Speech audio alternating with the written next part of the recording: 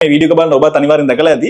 මේ influencer marketing කියලා ගොඩාක් ඉන්ෆ්ලුවෙන්සර්ස් මේ ජනප්‍රිය ඉන්ෆ්ලුවෙන්සර්ස්ලා බොහෝ විට කරන දේවල් ගොඩාක් අර බෑක්ෆයර් වෙලා තියෙනවා. right? අපි හිතන්නේ නැති විදිහට නෙගටිව් පැත්තට ගිහිල්ලා තියෙනවා. right? දැන් අපි උදාහරණයක් ගත්ත බ්ලොක් ඇන්ඩ් ඩීනෝ වගේ දරුණු I mean ගොඩාක් ජනප්‍රිය channels. ඇයි එහෙම වෙන්නේ? මේ මාකට් එකට නැත්නම් මේ ඉන්ඩස්ට්‍රි එකට ඕන කමින් එනවා. ඒ කියන්නේ ඒගොල්ලන්ගේ පරම අරමුණ වෙන්නේ ඉන්ෆ්ලුවෙන්සර් කෙනෙක් වෙන්න.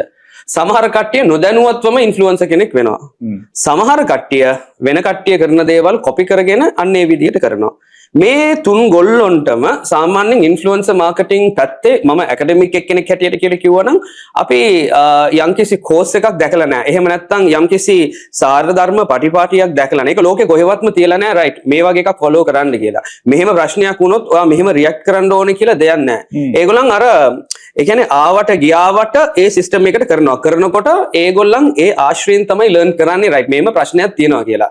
දැන් උදාහරණයකට කිව්වනම් ඩීනෝ බ්ලොක් ගේ සබ්ජෙක්ට් එකේ කිව්වනම් ඔය වෙච්ච විදිහට ඒකත් එක්කම කට්ටිය කියනවානේ මේක මේ ඩීනෝයි බ්ලොක් ඕන කමින් කරාද මේක අවශ්‍ය ගන්න මොකද ඇත්තටම මේ වීඩියෝ එක තව වෛරල් වෙන්න පුළුවන් chance එක තියෙනවා.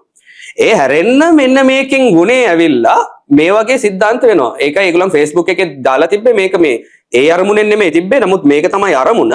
ඒ වගේම ඩීනෝ බ්ලොක් සෑහෙන්න ඔතෙන්ටික් ඔඩියන්ස් සෙට් එකක් ඔතෙන්ටික් ෆලෝවර් සෙට් එකක් බිල්ඩ් කරලා තියෙනවා. ඒ අය මේ අය වෙනුවෙන් ඇවිල්ලා කතා කරනවා.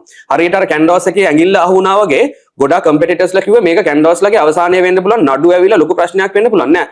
කස්ටමර්ස්ලා බැක් කරලා කිව්වා මේක මේ වෙන්නම බැරි දෙයක් මේක මේ ගණන් ගත්තේ නෑ. කැන්වාස් just continue their work and thank the customers. ඒ වගේ තමයි අරගොල්ලෝ කිව්වේ මම කමෙන්ට් සෙට් එකේ බලනකොට තිබ්බ එකක් තමයි මට මතක් වෙන්නේ. දැන් ඩීනෝ බ්ලොක් කුයි මේ වැද්දෙක්ගේ කතාව ගැන කතා කරලා අපි නිකන් බලද්දි මූවීස් වල නැත්නම් ටෙලි සීරීස් වල අපි හිතමු ડોක්ටර් කෙනෙක්ගේ චරිතයක් නිග්‍රහ වෙන විදිහට ඇක්ට් කරද්දි ඒ කියන්නේ ඒක ડોක්ටර්ස්ට ස්ට්‍රයික් කරනවා මේ මෙහෙම චරිතයක් තිබ්බා කියලා නෑ. එහෙම එකක් වෙන්න බෑ. it's just the act. ඔය තප්පර ගානට විනාඩි ගානකට තියෙන ඇක්ට් එකක් තියෙන්නේ. එතනින් එහා වෙන මොකුත් නෑ. අර රෙස්ලර්ස්ලා කියන්නේ it's scripted. yes it's scripted. එතනින් එහාට ඒගොල්ලන් යාළුවෝ කොහොම ප්‍රශ්නයක් නෑ. මේක බෑක්ෆයර් වෙන හේතුව තමයි මේක අරකට එක්ක යද්දි ඒ කියන්නේ මේ process එකත් එක්ක යද්දි it's a learning curve which we have. මේ learning curve එක අපි දිගටම ඉගෙන ගන්නවා. මේ case studies ඉගෙන ගන්නවා. ඔව් මේ වගේ ප්‍රශ්න එන්න ඉඩ තියෙනවා.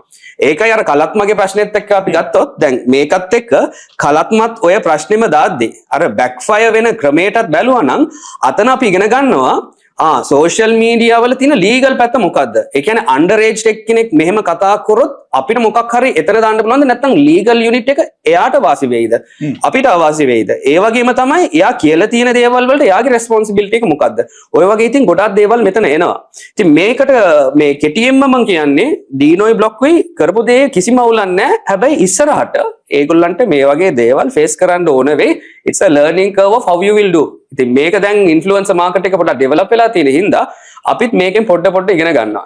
ඒගොල්ලන්ට හොඳ ඇඩ්වාන්ටේජ් එකක් තියෙනවා. හොඳ පබ්ලිසිටි එකක් ඒකෙන් එනවා.